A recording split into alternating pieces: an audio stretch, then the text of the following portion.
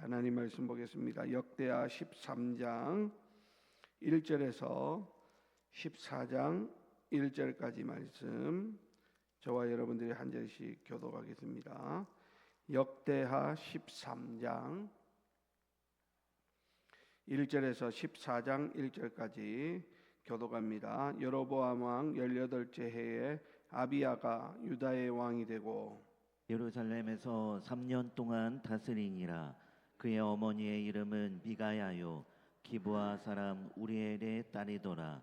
아비야가 여로보암과 더불어 싸울세. 아비야는 싸움에 용감한 군사 40만 명을 택하여 싸움을 준비하였고 여로보암은 큰 용사 80만 명을 택하여 그와 대진한지라. 아비야가 에브라임 산중 스마라임 산 위에 서서 이르되 여로보암과 이스라엘 무리들아 다 들으라. 이스라엘 하나님 여호와께서 소금 언약으로 이스라엘 나라를 영원히 다윗과 그의 자손에게 주신 것을 너희가 알 것 아니냐. 다윗의 아들 솔로몬의 신하 느밧의 아들 여로보암이 일어나 자기의 주를 배반하고 남봉꾼과 잡배가 모여 따름으로 스스로 강하게 되어 솔로몬의 아들 르호보암을 대적하였으나 그때 르호보암이 어리고 마음이 연약하여 그들의 입을 능히 막지 못하였었느니라. 이제 너희가 또 다윗 자손의 손으로 다스리는 여호와의 나라를 대적하려 하는도다. 너희는 큰 무리요 또 여로보암이 너희를 위하여 신으로 만든 금송아지들이 너희와 함께 있도다. 너희가 아론 자손인 여호와의 제사장들과 레위 사람들을 쫓아내고 이방 백성들의 풍속을 따라 제사장을 삼지 아니하였느냐. 누구를 막론하고 어린 수송아지 한 마리와 순양 7마리를 끌고 와서 장립을 받고자 하는 자마다 허무한 신들의 제사장이 될 수 있도다. 우리에게는 여호와께서 우리 하나님이 되시니 우리가 그를 배반하지 아니하였고 여호와를 섬기는 제사장들이 있으니 아론의 자손이요 또 레위 사람들이 수종들어 매일 아침 저녁으로 여호와 앞에 번제를 드리며 분향하며 또 깨끗한 상에 진설병을 놓고 또 금 등잔대가 있어 그 등에 저녁마다 불을 켜나니 우리는 우리 하나님 여호와의 계명을 지키나 너희는 그를 배반하였느니라. 하나님이 우리와 함께 하사 우리의 머리가 되시고 그의 제사장들도 우리와 함께하여 전쟁의 나팔을 불어 너희를 공격하느니라. 이스라엘 자손들아 너희 조상들의 하나님 여호와와 싸우지 말라. 너희가 형통하지 못하리라. 여로보암이 유다의 뒤를 둘러 복병하였으므로 그 앞에는 이스라엘 사람들이 있고 그 뒤에는 복병이 있는지라. 유다 사람이 뒤를 돌아보고 자기 앞뒤에 적병으로 말미암아 여호와께 부르짖고 제사장들은 나팔을 부니라. 유다 사람이 소리 지르매 유다 사람이 소리 지를 때에 하나님이 여로보암과 온 이스라엘을 아비야와 유다 앞에서 치시니 이스라엘 자손이 유다 앞에서 도망하는지라 하나님이 그들의 손에 넘기셨으므로 아비야와 그의 백성이 크게 무찌르니 이스라엘이 택한 병사들이 죽임을 당하고 엎드린 자들이 50만 명이었더라. 그때 이스라엘 자손이 항복하고 유다 자손이 이겼으니 이는 그들이 그들의 조상들의 하나님 여호와를 의지하였음이라. 아비야가 여로보암을 쫓아가서 그의 성읍들을 빼앗았으니 곧 베델과 그 동네들과 여사나와 그 동네들과 에브론과 그 동네들이라. 아비야 때에 여로보암이 다시 강성하지 못하고 여호와의 치심을 입어 죽었고 아비야는 점점 강성하며 아내 14을 거느려 아들 22과 딸 16을 낳았더라. 아비야의 남은 사적과 그의 행위와 그의 말은 선지자 이도의 주석책에 기록되니라. 아멘. 오늘 말씀은 여호와를 의지한 아비야라는 제목입니다. 오늘 우리가 묵상할 말씀이 오늘 본문 13장 1절부터 14장 1절까지 말씀으로 남유다 왕 아비야에 대한 기록입니다. 아비야의 통치는 사실 그리 길지 않았지만 이 짧은 기간 속에 담긴 그의 모습, 특히 그가 위기 앞에서 보였던 신앙적인 결단은 오늘 우리에게 큰 도전을 주고 있습니다. 오늘 본문은 이스라엘의 비극적인 분열의 시대에서 시작되고 있습니다. 솔로몬 왕의 아들 르호보암 시대에 이스라엘은 남유다와 북이스라엘로 나뉘죠. 르호보암의 뒤를 이어서 왕위에 오른 아비야는 나라가 분열된 지 얼마 되지 않은 시점에 왕이 되었고, 즉위하자마자 북이스라엘의 왕 여로보암과의 숙명적인 대치 상황에 놓이게 됩니다. 여로보암은 북이스라엘의 군대를 이끌고 유다를 치기 위해서 옵니다. 역대하 오늘 본문 3절에 보니까 두 나라 군대의 규모를 비교하고 있는데, 남유다 아비야에게는 40만 명의 군사가 있었다 이렇게 말하고 있는데, 북이스라엘의 여로보암에게는 그 배가 넘는 80만 명의 정예 용사가 있었음을 오늘 성경은 우리에게 가르쳐 줍니다. 여러분, 이것은 우리가 단순히 인간적인 계산으로만 보아도 아비야의 군대는 수적으로 절대 열세에 놓인 절망적인 상황이라고 할 수 있죠. 이 숫자의 차이는 어쩌면 오늘날 우리가 살아가는 이 세상 현실 속에서 직면하는 압도적인 문제의 크기와 같을 수도 있겠습니다. 우리를 둘러싼 수많은 역경과 고난이 너무 커서 도저히 우리 힘으로는 이겨낼 수 없을 것 같은 순간들이 우리에게도 많이 있더라는 것이죠. 자, 오늘 위기에 직면한 아비야는 어떻게 합니까? 먼저 연설을 통해서 백성들을 독려합니다. 여러분, 이 연설은 단순히 사기 진작을 위한 연설이 아니라 북이스라엘의 종교적 배신을 질타하는 신앙적인 논쟁이었다, 이렇게 볼 수 있습니다. 아비야는 여로보암과 북이스라엘이 다윗과 그 후손에게 소금 언약으로 주신 왕위를 무시하고 하나님이 세우신 제사장 그룹인 아론의 자손들을 내쫓고 다른 신들을 섬기는 우상을 숭배하는 죄를 지었음을 강력하게 비판하고 있습니다. 여러분, 이것은 북이스라엘의 싸움이 인간적인 영토 전쟁이 아니라 하나님의 주권과 하나님의 언약에 대한 도전이다라고 하는 것을 선포하는 것이었습니다. 아비야는 오늘 본문에 보면 분명히 선포합니다. 10절에 보니까 우리에게는 여호와께서 우리 하나님이 되시니 우리가 그를 배반하지 아니하였다라고 말합니다.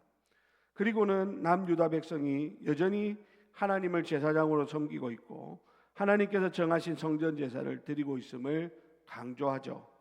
여러분, 이 아비야의 이 선포는 아비야와 유다 백성이 자신들의 힘과 군사력이 아니라 오직 언약의 하나님께 그들의 소망을 두고 있음을 드러내는 것이었습니다.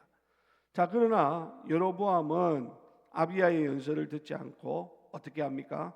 13절에 보면 매복 작전으로 유다 군대를 앞뒤에서 공격하는 그런 전략을 구사하고 있습니다.